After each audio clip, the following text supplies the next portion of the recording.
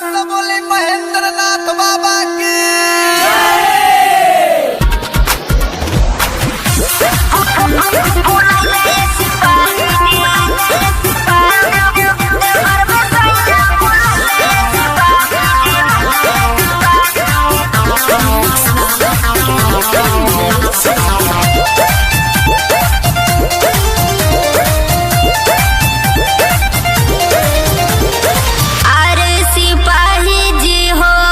क्या है कन्या? पूजे भोला जी के पैया। ओह, तो क्या हुआ बताओ? पूजे भोला जी के पैया बुलैले ये सिपाही जी। अरे कौन बुलाया है, खोल के बताओ। सुनी ना, बुलैले ये सिपाही जी देवघर में सैया बुलैले ये सिपाही जी देवघर में सैया बुलैले ये सिपाही जी। तो उसमें क्या है?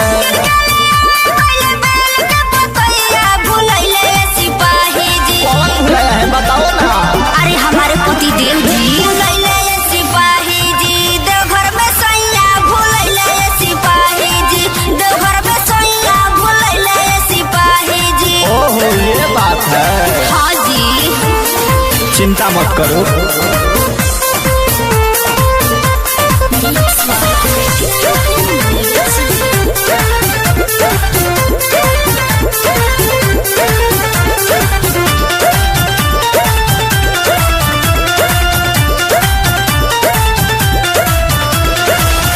भारी भीड़ भइल बा कंवरियन के खाली बोल बम गूंजता।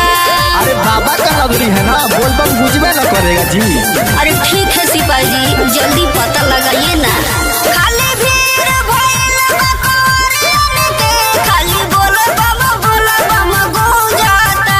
खोजी कोई से बलमुआ के अपना हम कुछऊ ना हमारा सूझता। अरे तुम पागल हो जाओगे क्या यार? संचित रहो ना, हम पता लगाते हैं ना। कैसे संचित रहे जी, वो हमारे पति देव जी हैं। अरे सिपाही जी हो। अरे अब का हुआ बताओ। कैसे के जाई हम अकेला बगैया। अरे चिंता मत करो, अकेला नहीं जाने देंगे। कैसे के जाई हम अकेला बगैया भुलैले ये सिपाही जी। ओहो, मेरा माथा खा जाओगे तुम। भुलैले ये सिपाही जी देवघर में सैया भुलैले ये सिपाही जी देवघर में सैया भुलैले ये सिपाही जी।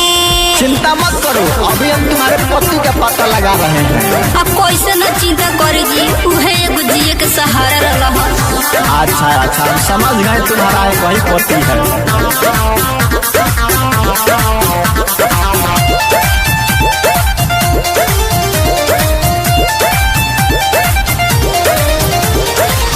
बड़े पातर छितर थोड़े गोरा सांवर सुनिए सिपाही जी मोट बड़े।